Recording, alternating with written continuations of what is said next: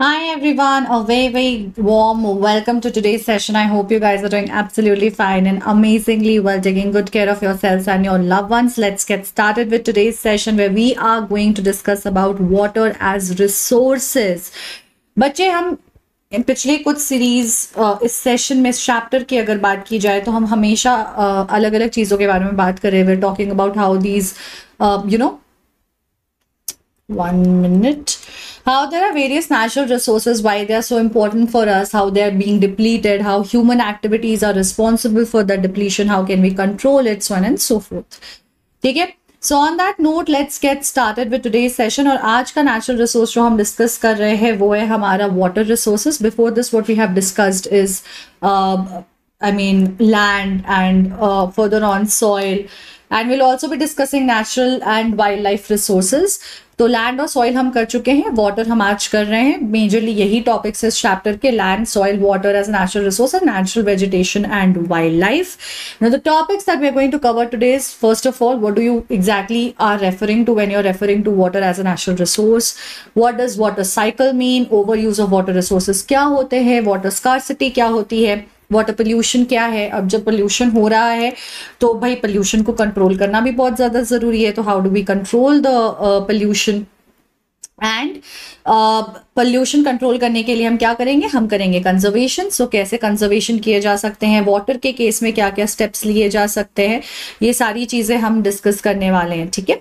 So on that note let's quickly get started and we will also talk about rain water harvesting, because fresh water we will be learning is very very less in general. Availability जो है वो काफी कम है. Okay, so let's begin.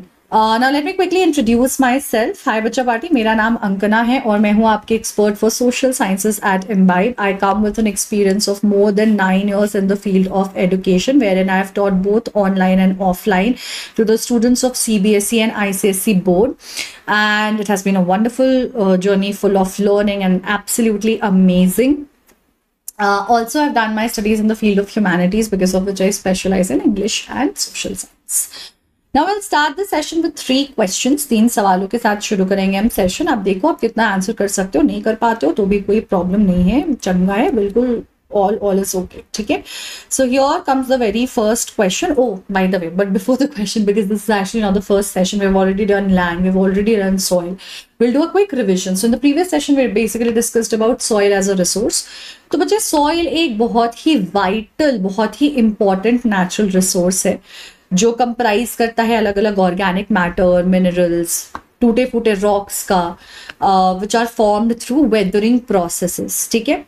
Soil profile delineates distinct layers influenced by parent material, climate, topography, organic matter and time as well. जो factors हैं जो soil की क्वालिटी को खराब करते हैं, उसे डिग्रेड करते हैं और यूजेबल नहीं रहने देते हैं, या जिसकी वजह से हमें ज़्यादा ध्यान रखना है, उसे बेटर बनाना है, वो आपके डिफॉरेस्टेशन है, माइनिंग एक्टिविटीज़ है, ओवरग्रेजिंग, केमिकल इनपुट्स जो जाते हैं हमारी तरफ से फर्टिलाइजर, पेस्टिसाइड, इंसेक्टिसाइड फार्मिंग के फॉर्म में, वाटर से जो इरोजन होता है, सॉइल इरोजन जो जनरली होता है, which is the washing out of the top layer of the soil, which is the most nutritious one, उसको हार्म करना. लैंड स्लाइडिंग एक बहुत बड़ी प्रॉब्लम होती है. फ्लड से भी सेम इशू होता है, डेन्यूडेशन का. तो कंजर्वेशन मेथड में हमने समझा कि हम मल्चिंग कर सकते हैं, कॉन्टूर बैरियर्स बना सकते हैं, फ्लड वगैरह से अवॉइड करने के लिए हम रॉक डैम्स बना सकते हैं, टेरेस फार्मिंग कर सकते हैं वाटर इरोजन को रोकने के लिए, इंटरक्रॉपिंग कर सकते हैं जनरल इरोजन को बैलेंस करने के लिए, कॉन्टूर प्लॉइंग कर सकते हैं, शेल्टर बेल्ट्स लगा सकते हैं to hold the soil. Again erosion एक बहुत बड़ा फैक्टर है. माइनिंग को हम थोड़ा नजरिए में रखते हुए अपने एक्टिविटीज़ को इस तरीके से कर सकते हैं कि माइनिंग ना की जाए, और या किस जगह पे की जा रही है जिससे सॉइल जो है लीस्ट अमाउंट में आपका हैम्पर हो रहा है या इरोड हो रहा है. These are certain things that we can take care of, which will be very helpful in protecting the soil, conserving the soil and making it better in general. So we'll start with the three questions now, and here is your first question. Which of the following rivers is seasonal? इनमें से कौन सा river जो है वो seasonal है? तो ये आज के होने वाले सेशन के ही सवाल है. आपको लग सकता है कि मैम इसका आंसर मुझे कैसे पता होगा. तो बच्चे ऐसे ही हम आपका एक बेसिक चेक करें, आपको baseline understanding of the chapter in the topic. आपको जितना आता है आप उतना करो, स्ट्रेस बिल्कुल नहीं लेना है. अगर आंसर नहीं भी कर पाओगे तो आपको बस ये देखना है कि सेशन खत्म होने के बाद when you come back to these questions then you are able to answer. That is what you have to ensure. Okay, so Ganga, Yamuna, Brahmaputra या फिर Tungabhadra, which of the following rivers is seasonal?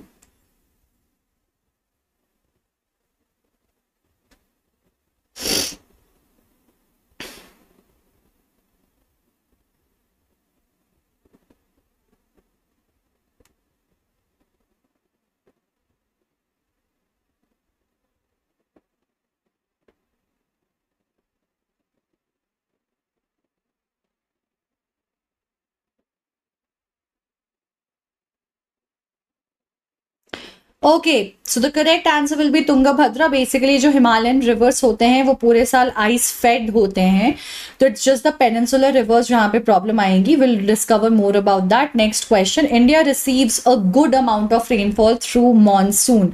Is this correct और is this not correct?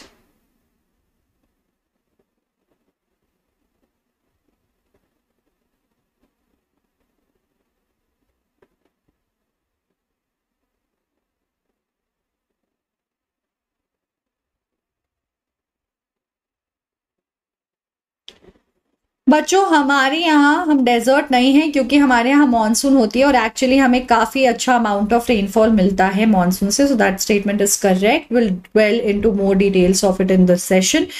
Final question. Rain water harvesting is mostly practiced in dash and dash areas: fertile, arid, semi-arid or wet.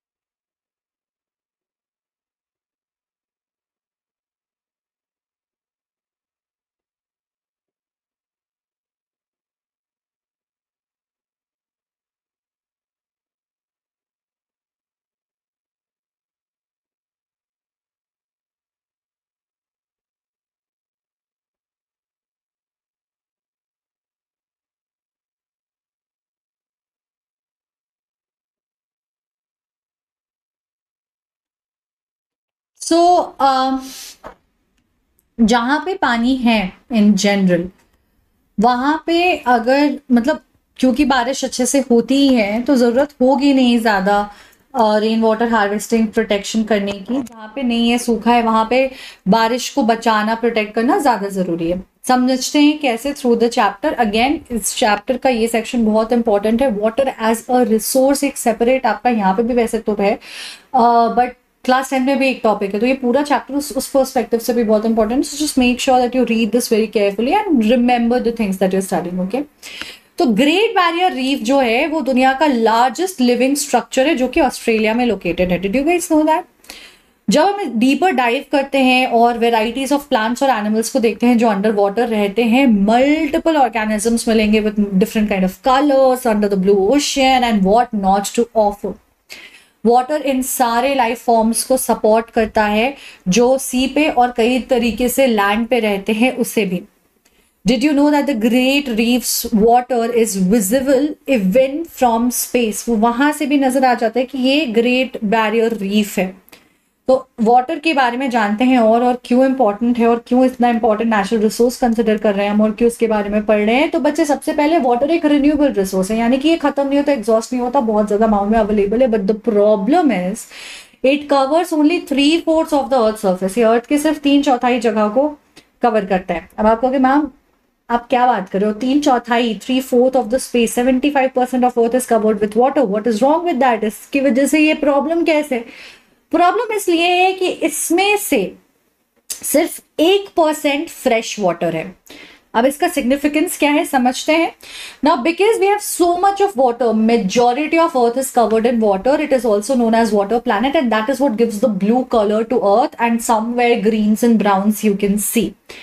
Life जो है बच्चे actually very interestingly fish से शुरू हुई थी। हम सब फिश, मतलब बिल्कुल पास में जाओगे आप तो मरीन लाइफ से ही सब कुछ शुरू हुआ है, जो कि 3.5 बिलियन ईयर्स अगो था। Ocean has been at the fundamental of bringing the life as it is today, and not just that, आज भी इतने सारे इकोसिस्टम को, डाइवर्सिटी को ओशन सपोर्ट करता है, पानी में रहने वाले जानवरों को, पानी से हम लोगों को, बाकी प्लांट्स को, जानवरों को, राइट।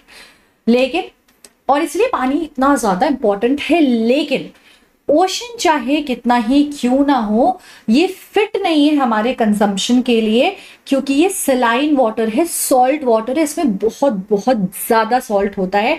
हम अपने रोजमर्रे की जिंदगी के काम, daily chores, house hold chores इससे नहीं कर सकते हैं, जैसे कि कपड़े धोना, पानी पीना, प्लांट्स को डालना, एनिमल्स, कोई भी इसमें सर्वाइव नहीं कर सकता। इसलिए सी वाटर के ऑर्गेनिजम्स जो हैं या जो मछलियां भी हैं फॉर दैट मैटर अलग होती हैं। अगर आप फ्रेश वाटर, रिवर में रहने वाली मछलियों को अगर ओशन में डाल दोगे नहीं कर पाएंगी सर्वाइव। पानी बहुत अलग होता है, खारा होता है, नमक होता है। फ्रेश वाटर मात्र 2.7% है of this entire water that is available. तो आप समझ सकते हो कितना कम परसेंट है, और सिर्फ 2.7% पे हमारी सर्वाइवल होती है। बाकी का और हाँ, nearly 70% of this occurs as ice sheets and glaciers in Antarctica, Greenland and mountain ranges. तो ये 2.7% सिर्फ फ्रेश वाटर है, बट उसमें से कितना जो है वो जमा हुआ है बर्फ के तौर पे, और लोकेशन जो है उसकी वो हमारे लिए एक्सेसिबल है नहीं, हम तक पहुंच नहीं पाता है। तो सिर्फ 1% पानी है जो हमारे लिए अवेलेबल है, और हम उस पर ही सर्वाइव कर रहे हैं, और उसे भी हम इतना बर्बाद कर रहे हैं। इसीलिए जगह जगह जगह जगह इतना ज्यादा क्राइसिस हमें देखने को मिलता है। ये अब देखा गया है कि जमीन पे जो वाटर सोर्सेज हैं, पॉन्ड्स, लेक्स, रिवर्स भी फ्रेश वाटर है वैसे तो, वो पानी सप्लाई करते हैं, but it is found as ground water, as surface water in rivers and lakes, and also as water vapour in the atmosphere. तो ये फ्रेश वाटर कहाँ कहाँ हमारे लिए एक्सेसिबल है और हमें मिल रहा है।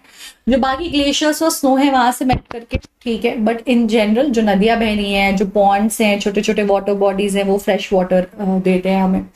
या फिर बारिश जो आती है, या जो वाटर वेपर हवा में एग्जिस्ट करता है, और पानी सीपिन होकर के जमीन से नीचे जाकर जमा होता है जमीन के, जहाँ पे ट्यूबवेल्स लगा करके हम निकालते हैं, बोरिंग जो करते हैं, तो वो ग्राउंड वाटर टेबल है। नीचे एक अपना वेल बना हुआ है हमारे जमीन के, वो वाटर का लेयर है जो सारी बारिश का पानी और इन जनरल पानी सोख करके नीचे जाकर जमा हो जाता है। ये सारे सोर्सेस हमारे फ्रेश वाटर के। इसीलिए ये फ्रेश वाटर हमारे सर्वाइवल के लिए अर्थ पे बहुत बहुत ज्यादा इंपॉर्टेंट है। तो वाटर प्रिजर्वेशन की बात नहीं हो रही है, मेजरली बात हो रही है फ्रेश वाटर प्रिजर्वेशन की, ठीक है। So that brings us to the next question, actually the first question, which of the following water sources is unfit for consumption of use in agriculture. Agriculture में हम इनमें से किसका इस्तेमाल नहीं कर सकते हैं? रिवर्स का, टैंक्स का, ओशंस का, या फिर रेनफॉल का?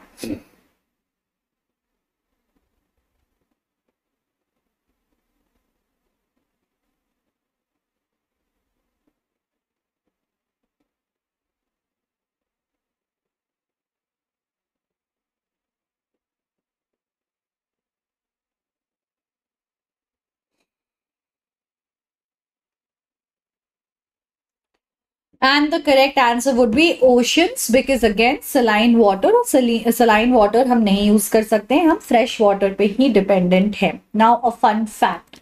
In 1975 जो consumption था water का for human was actually 3,850 cubic kilometer per year. It soared to more than 6,000 cubic kilometer per year in the year of 2000, यानी कि ऑलमोस्ट डबल हो चुका है. ये कंसर्निंग बात है. पानी घट रहा है, इस्तेमाल होकर खत्म हो रहा है, ऊपर से लोग बढ़ रहे हैं और उनका कंजम्पशन भी बढ़ रहा है. तो इसीलिए कंसर्निंग है। अब बात करते हैं वाटर साइकिल की। वाटर साइकिल क्या है बच्चे? बेसिकली कैसे पानी सर्कुलेट होता है एटमॉस्फेयर में, क्योंकि देखो अगर ये 1% ही फ्रेश वाटर है तो ये तो अब तक खत्म हो जाना चाहिए था और हम इतना कंज्यूम भी कर रहे हैं। लेकिन कोई तो तरीका होगा जिससे ये जाता होगा और वापस आता होगा। तो वाटर साइकिल जो है वो पानी को सर्कुलेट करता है in different formation and brings back from where it leaves. Let's understand how. पानी ना ही ऐड किया जाता है ना ही सब्ट्रैक्ट किया जा सकता है अर्थ से, जो है वो है। लेकिन हाँ, पानी हम खराब करते जा रहे हैं, अगर उसमें पोल्यूटेंट मिला देंगे तो वो अनफिट हो जाएगा। तो वो है तो अनफिट है, वो चेंज नहीं हो सकता है। इसलिए पानी को साफ रखना, ये सब चीजों का ध्यान रखना, वो हमें ध्यान रखना है। तो पानी का जो टोटल वॉल्यूम है ना ओवरऑल अर्थ पे, वो कांस्टेंट रहता है।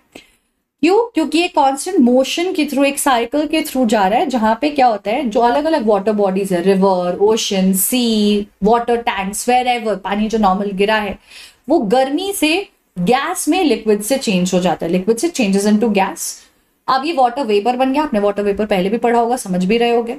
वाटर वेपर बन करके ऊपर चला जाता है, आसमान में जाता है। अब वाटर वेपर बहुत हल्का होता है, गर्म हो चुका है, गैस बन चुका है, ऊपर राइज कर रहा है, कर रहा है, कर रहा है, कर रहा है, कर रहा है, to a point where it cools down all of a sudden.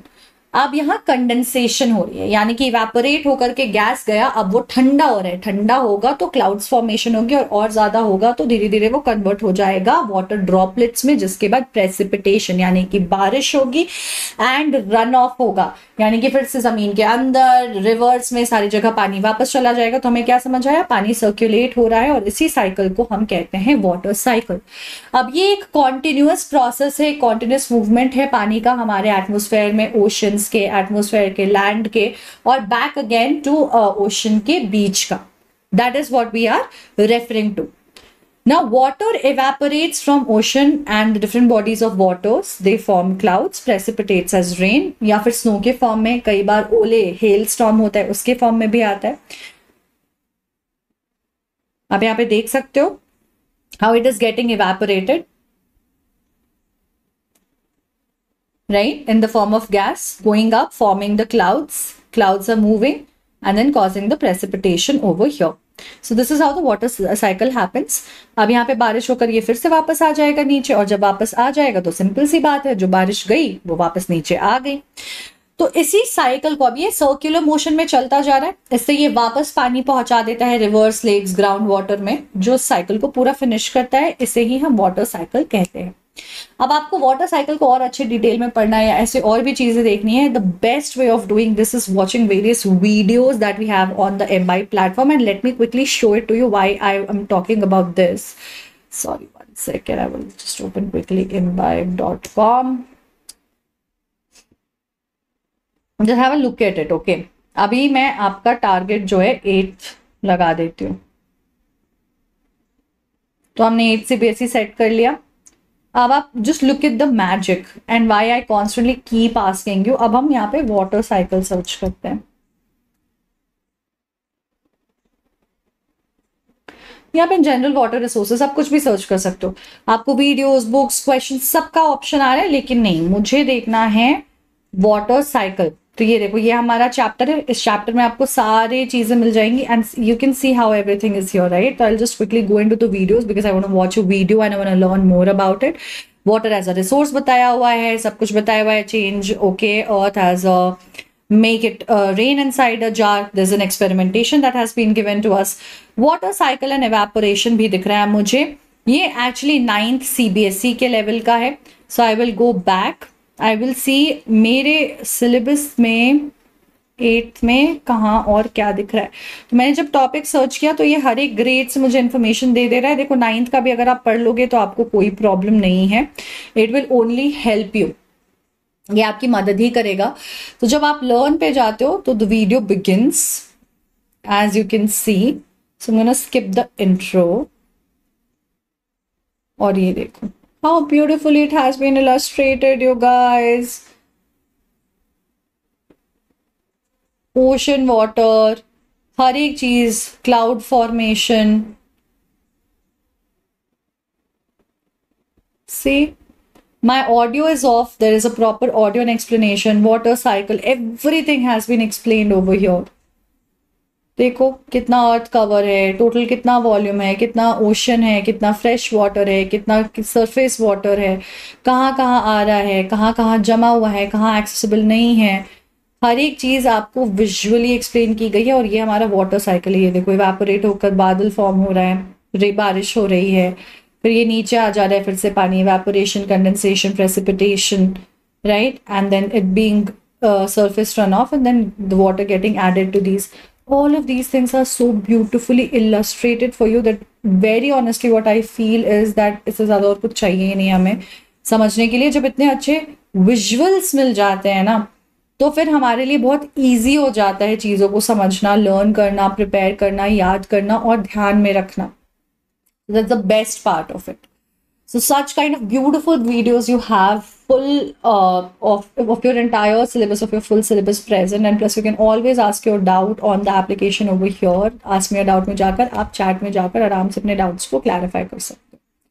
So on that note, let's also address this question जब हमने पढ़ लिया है water cycle के बारे में, that the dash involves the continuous movement of water between the ocean, atmosphere, land and back again. Water cycle, rainfall, evaporation, or none of these?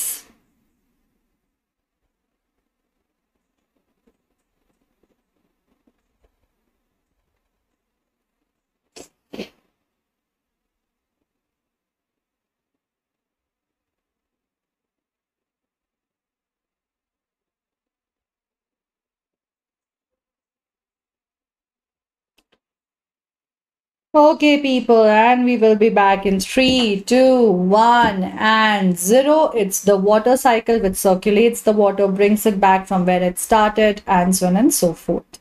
अब problem क्या हो रही है? हमने देखा जहां पे हम 3800 क्यूबिक किलोमीटर पर ईयर करते थे कंज्यूम, अब वो 6000 में चेंज हो चुका है। In general we are over utilising, over using water, there is no control over it, right?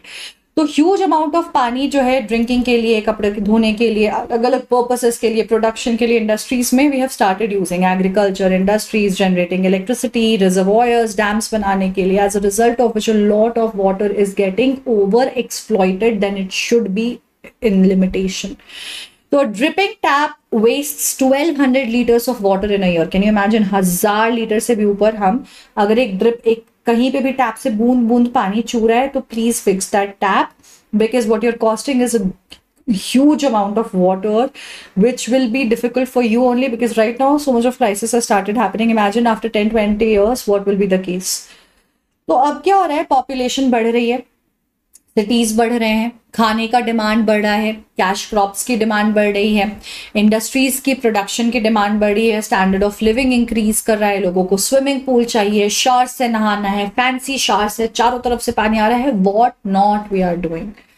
इतने सारे पॉपुलेशन के लिए खाना चाहिए, तो भाई उस खाने में पानी चाहिए, उन सारे लोगों को भी पानी चाहिए, उनके रोज की जरूरतों के लिए, नहाने के लिए, क्लीनिंग के लिए, यूटेंसिल क्लीनिंग के लिए, वॉशिंग के लिए, कपड़े वॉशिंग के लिए, सब चीज़ों के लिए पानी चाहिए. और इन सब में हम क्या करें? सारे प्रोसेस में सर्फ मिला देते हैं, या आई मीन डिटर्जेंट मिला देते हैं, या फिर सोप मिला देते हैं, या केमिकल मिला देते हैं. कुछ ऐसी चीज़ें करते हैं जो पानी को फ्रेश नहीं रहने देता और कंटैमिनेट कर देता है. पानी तो रेगुलेट होता रहता है, लेकिन जब आप कंटैमिनेट कर देते हो तो जो अमाउंट ऑफ पानी फ्रेश रह गया और यूजेबल रह गया है, वो रेगुलेट जो हो रहा है वो धीरे धीरे घटता जा रहा है. और प्लस गर्मी के साथ, ओवर यूटिलाइजेशन के साथ, ये जो पानी की अवेलेबिलिटी थी नदियों में, लेक्स में, पॉन्ड्स में, ग्राउंड वाटर लेवल में, ये सब पल्यूट होकर या ड्राई अप होकर के कम होती जा रही है, which is leading to a condition of scarcity of water. Scarcity क्या होता है? जब शॉर्टेज ऑफ वाटर हो जाती है, देन व्हाट इज रिक्वायर्ड और the normal level of water it drops down. ये अलग अलग जगह रीजनली हमें देखने को मिल रहा है. डेजर्ट्स में जनरल थोड़ी सी शॉर्टेज होती थी क्योंकि बारिश इनफ नहीं होती थी, but now we can see it in the areas where there used to be and was plenty of water available. Africa, waste Asia, south Asia, western US, Mexico, south America, Australia में काफी ज्यादा अलग अलग हिस्सों में ये देखने को मिल रहा है, इंडिया इंक्लूडेड. जैसे कि अलग अलग क्लाइमेटिक जोन्स जहां पे ज्यादा ड्रॉट्स होते हैं, सूखा पड़ने की, गर्मी होने की ज्यादा प्रोबेबिलिटी है, जिन एरियाज में ज्यादा प्रोबेबिलिटी है, जैसे ट्रॉपिकल रीजन्स हो गए, इक्वेटोरियल रीजन्स हो गए, इन सब जगह पे ये सारे प्रॉब्लम्स बहुत ज्यादा प्रेवलेंट है. और शॉर्टेज जो है नेचुरली रिजल्ट करती है इन वेरिएशन ऑफ सीजनल और एनुअल प्रेसिपिटेशन. पानी इन जनरल शॉर्ट है तो वाटर साइकिल को भी अफेक्ट करेगा। वाटर साइकिल चलो आ भी जाता है, लेकिन क्या होगा, जो बारिश पहले ज्यादा होती थी वो कम हुआ करेगी, फर्दर शॉर्टेज कॉज करेगी और एक नया साइकिल फॉर्म कर देगी, राइट। या कई बार सूखा जो पड़ता है उसकी वजह से दिक्कत होती है, ओवर एक्सप्लॉयटेशन की वजह से दिक्कत होती है, पोल्यूशन की वजह से दिक्कत होती है, यानी कि पानी होते हुए भी पानी की कमी हो जाती है। हालांकि क्या कभी आपने सुना है वाटर मार्केट के बारे में? अमरेली सिटी जो कि सौराष्ट्र रीजन में है, वहां पे 1.25 लाख का पॉपुलेशन है, वो कंप्लीटली डिपेंडेंट है on purchasing water from the nearby talukas. जो टैंक्स बने हैं वहां से आप पहले पैसे दे दो और बोल दो कि इतना पानी मुझे चाहिए, इलेक्ट्रिसिटी की तरह उतना पानी आता है और वो हम इस्तेमाल करते हैं। Now one interesting thing that you have to keep in mind over here is that when you're paying for the water, it's not coming for free, absolutely, right? And each and every drop counts. You stop wasting it more, and that's probably the condition that should be imposed everywhere. चलिए बताइए, distribution of fresh water is highly dash through out the world, equal, uneven और even. Distribution जो है पानी का वो बहुत ज्यादा क्या है अक्रॉस द वर्ल्ड? इवन है, अनइवन है, इक्वल है? How would you describe it?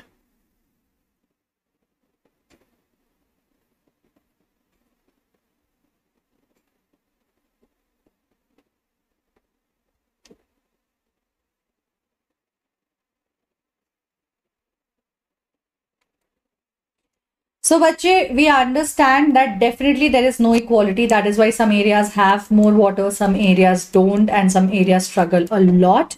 So the water distribution is unequal, which makes it more important for us to be more conscious about how we are utilizing the water, क्या uses हैं, so on and so forth, right? Now talking about water pollution. Pollution का मतलब क्या है? जब आप कुछ ऐसा कंटामिनेशन, कुछ गंदगी, कुछ ऐसी चीज ऐड कर दो जो अनफिट बना दे किसी भी चीज को यूज करने के लिए, उसे पोल्यूशन कहते हैं। तो जब हम केमिकल्स, गंदगी, सोप, डिटर्जेंट, बिना ट्रीट किए ड्रेनेज, बिना ट्रीट किए केमिकल्स और एफ्लुएंट्स और जो गार्बेज है फ्रॉम इंडस्ट्रीज डंप कर देते हैं आपके वाटर बॉडीज में, जो उसे कंटामिनेट कर देता है, अनफिट बना देता है, अनयूजेबल बना देता है, डैमेज और हार्मफुल करने वाला बना देता है, इसको पोल्यूशन कहते हैं। तो जब अनट्रीटेड या पार्शियली ट्रीटेड कचरा, सीवेज, नाले का पानी, ड्रेनेज का पानी, एग्रीकल्चर का केमिकल, इंसेक्टिसाइड, पेस्टिसाइड, फर्टिलाइजर, ये सब वॉश ऑफ होकर के इंडस्ट्रीज के एफ्लुएंस, इंडस्ट्रीज का कचरा, ये सब कुछ जाता है अपने कंटामिनेटेड केमिकल्स के साथ और पोल्यूट कर देता है पानी को, इसे हम वाटर पोल्यूशन कहते हैं। ये पोल्यूट करते हैं पानी को by adding the presence of nitrates, some particulate metals, materials, pesticides and other chemicals which is harmful in general for any form of living being, plant, fishes, aquatic life, animals और us humans। आप देख सकते हो क्या हालत हो रखी है और ऐसे ही रहता है। अब ये पानी आपको पीने का मन करेगा, तो जब नहीं करेगा तो सफाई बरतनी चाहिए ना, हमें भी कोशिश करनी चाहिए, कहीं भी कचरा मत फेंक दो, पानी में कुछ मत डंप कर दो। वी हैव दिस हैबिट कि अरे इतना साफ पानी है, डाल दिया कुछ, ऐसे एक एक करते करते भर चुका है समुद्र भी। अब ये जो कंटामिनेंट्स हैं, जो गंदगी है, ये कई बार नॉन बायोडिग्रेडेबल होती है, यानी कि अगर मान लो तुमने कपड़ा डाल दिया, तुमने पेड़ पौधे डाल दिया, कोई मरा हुआ जानवर ही डाल दिया, ये सब डिग्रेड हो जाता है, खत्म हो जाता है, बायोडिग्रेडेबल है, टाइम के साथ ये पोल्यूट नहीं करता, फिनिश ऑफ हो जाता है। लेकिन जब मतलब नॉन बायोडिग्रेडेबल, जो डेड डीके नहीं हो सकता है, डिकम्पोज नहीं हो सकता है बाय माइक्रो ऑर्गेनिज्म, जैसे कि प्लास्टिक, थर्मोकोल, बॉटल्स, पेपर, ये पेपर भी काफी हद तक वैसे तो है, बट इन जनरल ये सब चीजें जब हम डंप कर देते हैं, वो पानी में कचड़े की तरह जमा होते जाते हैं, उसको गंदगी फैलाते जाते हैं, कंटामिनेट करते जाते हैं और बहुत ज्यादा हाई रिस्क आपका कॉज कर सकते हैं to humans, but not just humans, everybody, fishes and plants in the water or anyone who's consuming that water। and suitable treatment अगर इन चीजों का किया जाए before we put it into the water, it can actually reduce it, if not completely mitigate, if not completely avoid, at least reduce the pollution to a great level। अब बात करते हैं कि भाई जब इतना पोल्यूशन कर रहे हैं, इतनी गंदगी हो रही है, इतनी तबाही हो रही है, इतना प्रॉब्लम हो रहा है, तो हमें थोड़ा प्रोटेक्शन के लिए भी कुछ करना चाहिए, जिसे हम वाटर कंजर्वेशन कहते हैं, जहां पे हम कह रहे हैं कि हम कॉन्शियसली ऐसे स्टेप्स लें जिससे हम पानी को ज्यादा बचा सके, प्रिजर्व कर सके और इस शॉर्टेज ऑफ वाटर के प्रॉब्लम को हैंडल कर सके। इससे ग्लोबल चेंज आएगा। तो क्लीन और एडिक्वेट वाटर जो है वो चैलेंज है पूरी दुनिया के लिए, ये सिर्फ इंडिया की या किसी एक पर्टिकुलर एरिया की बात नहीं हो रही है, वर्ल्ड लेवल पे, ग्लोबल लेवल पे ये सब लोग इससे स्ट्रगल कर रहे हैं। और इसीलिए हमने अपने तरफ से कुछ मेथड्स निकाले हैं that we can take care of, which will help us in reducing the overutilization and exploitation of water, the pollution of water resources, and conserve these dwindling resources. Okay, so on that note, we'll quickly answer the question: water resources get contaminated by dash and dash, humus, fertilizer, manure, or pesticides. Here is your hint.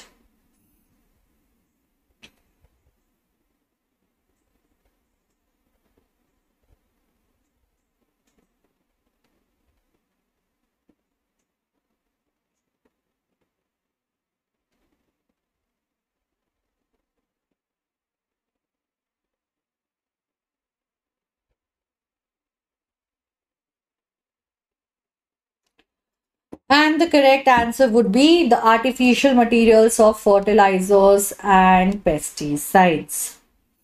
Right? This is what is constantly polluting and we need to conserve this. So conservation के लिए हमें क्या करना है?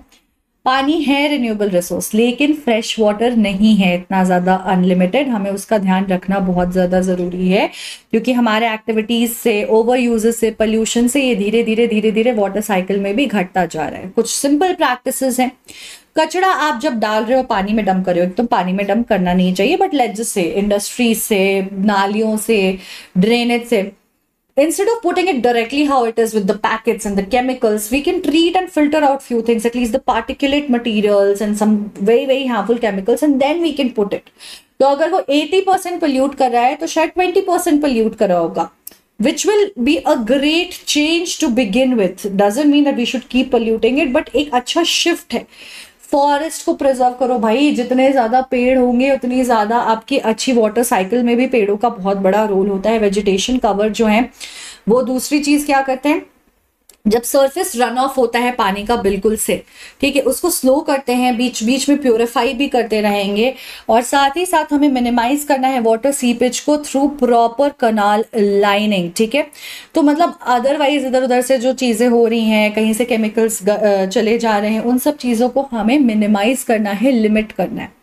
कुछ additional steps जो हम ले सकते हैं अपार्ट फ्रॉम कंजर्वेशन, वो है हार्वेस्टिंग। ये बेसिकली हार्वेस्टिंग का मतलब क्या है, आर्टिफिशियली आप पानी को बचाकर कैप्चर करके स्टोर करने की कोशिश कर रहे हो। नेचुरल तरीके अपने हैं कि वो वाटर बॉडीज में चले जाएंगे, ये हो जाएगा, वो हो जाएगा, लेकिन रेन वाटर हार्वेस्टिंग वो मेथड है जिससे हम कैप्चर करते हैं और स्टोर करते हैं रेन वाटर को फ्यूचर यूज के लिए। बारिश में क्या होता है बच्चे, अब क्या है, पहले कॉन्क्रीट की सड़कें, घर नहीं बने होते थे, तो ग्राउंड रहता था, ग्राउंड पे वाटरफॉल करता था और सीप करके सॉइल से चला जाता था नीचे ग्राउंड वाटर टेबल पे, लेकिन अब बीच में सीमेंट का लेयर आ गया है मोस्ट ऑफ द प्लेसेस। हाँ, वो सीमेंट के लेयर से इवेपोरेट होता है पानी, सीप इन कई बार नहीं कर पाता और ग्राउंड वाटर में नहीं जा पाता है। तो हम क्या करते हैं कि वो जो पानी बर्बाद हो रहा है उसको कलेक्ट कर ले रैदर और यूज कर ले किसी और चीज के लिए। तो रूफ टॉप पे आप क्या करोगे, पतले से पाइप्स लगा दोगे, जो भी रूफ टॉप पे पानी, बारिश का साफ पानी होता है, फ्रेश वाटर होता है, कलेक्ट हुआ, उसको पाइप से कलेक्ट करके घर के नीचे से टैंक में डाल देते हैं। अब इस पानी को अगर आप पीना नहीं भी चाहो तो वॉशिंग मशीन में, टॉयलेट्स में, कार वॉशिंग में, इन सारी चीजों में, प्लांटेशन में डालने के लिए, इन सारी चीजों के लिए इस्तेमाल कर सकते हैं। और साथ ही साथ यहां से अगर हम इसे रिलीज कर ले तो ये ग्राउंड वाटर टेबल में जाकर के रन ऑफ होकर के या एड ऑन होकर के उसको फर्दर रिप्लेनिश करता है, री एनर्जाइज करता है, और ऑल्टरनेटिव सोर्स भी हो जाता है हमारे अलग अलग पर्पसेस के लिए, पर्सनल यूज के, जो शॉर्टेज में बहुत हमारी मदद करता है। और ऐसे ही हार्वेस्टिंग के और मेथड्स हम आगे भी पढ़ेंगे in senior classes. Rain water harvesting वो प्रोसेस है जो पानी कलेक्ट करता है रूफटॉप से directly to an appropriate location, जहां वो सफाई और फ्यूचर यूज के लिए स्टोर किया जा सके। एवरेज में अगर देखा जाए तो 1 spell of rain for 2 hours is enough to save 8000 litres of water. Could you have realised कि 8000 लीटर पानी अगर आपका सेव हो जाए और आपके यहाँ वाटर शॉर्टेज हो रही है, तो आप सोचो कितने आराम से इस प्रॉब्लम को आप एड्रेस कर पाओगे, है ना। चलो, तो क्वेश्चन है, dash and dash are important ways to conserve water.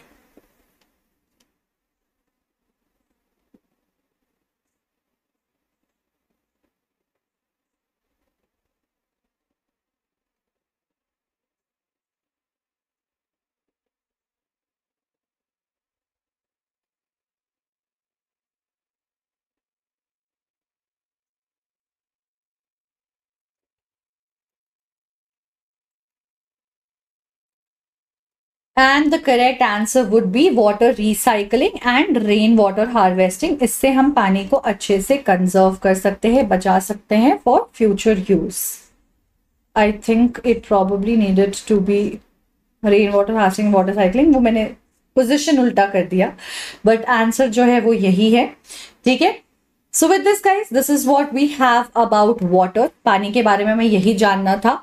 तो जल्दी से फटाफट से समराइज कर लेते हैं. वाटर एक वाइटल रिन्यूएबल रिसोर्स है जो कि 3/4 ऑफ अर्थ सरफेस को कंट्रोल करता है, कवर करता है. लेकिन इसमें फ्रेश वाटर सिर्फ 2.7% है, जिनमें से कितने सारे glacier, snow and inaccessible format में है.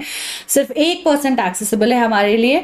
वो भी हम ओवर यूटिलाइज कर रहे हैं ड्रिंकिंग के लिए, वॉशिंग के लिए, agriculture, industries, electricity generation, in general pollution, urbanisation, industrialisation, सभी चीजों से.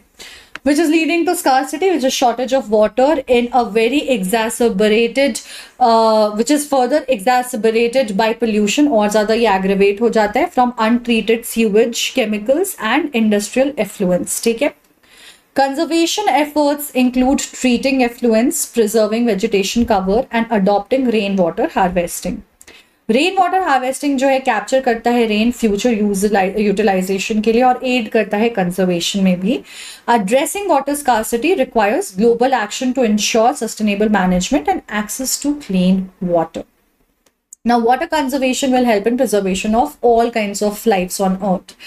पोल्यूशन की वजह से बहुत ह्यूज इफेक्ट्स आए हैं नंबर्स पे in general and diversity of wild life, of vegetation, environment. But doesn't this increase your curiosity about the kind of the plants and animals that exist around us? What are the threats to them? How can we help them out? And what are the problems that we have in general in struggle? तो ये सब कुछ next session में होगा, discuss of natural and wild life resources. So make sure to stay tuned and do not forget to check out all the features that we have to offer with the help of live classes and by learning videos and practice and test for you. Best part is जिस भी topic में, chapter में या subject में आप struggle कर रहे हो, उसके लिए आप एक प्रॉपर अपनी अचीव जर्नी क्रिएट कर सकते हो. आपके पास बहुत time at the beginning of the session and you can keep learning as per the plan and the strategy that will be given to you by platform. आपको बस ये बताना है कि आप रोज कितना टाइम डेडिकेट करना चाहते हो और कब तक आप अपने रिजल्ट अचीव करना चाहते हो, जो भी आपका टारगेट है. Because planning and strategising is the biggest challenge. वो वहां पंगा पड़ जाता है, वो हमें सॉल्व कर देना है. वो सॉल्व हो गया तो सॉर्टेड है. Plus all these beautiful videos, and these are just last few days which is left of using Imbibe for free. So just download all these apps, utilize it as much as you can. And you can even doubt solving यहाँ पे आप करा सकते हो, as you can see. So that's the beauty of the platform. So make sure to utilize it at maximum, because trust me guys, this is a very, very powerful tool that you're gonna have. So just use it and exploit it. Go ahead, share yourself with all the benefits that it has to provide. And with this, we have come to the end of the session. Thank you so much for being here. I'll see you guys soon in the next session. We'll talk about natural resources, natural and wildlife resources, natural vegetation and wildlife resources. So milte hain us session mein. Till the next time, hasta la vista, bye bye, ciao. Take good care of yourselves. And do not forget to hit the like button, share the video with your friends. Do tell me in the comment section if you have any comments, any feedback, any questions, queries, doubts. I'll definitely revert back to you, and I'll see you soon. Till the next time, stay tuned, stay subscribed, and keep imbibing.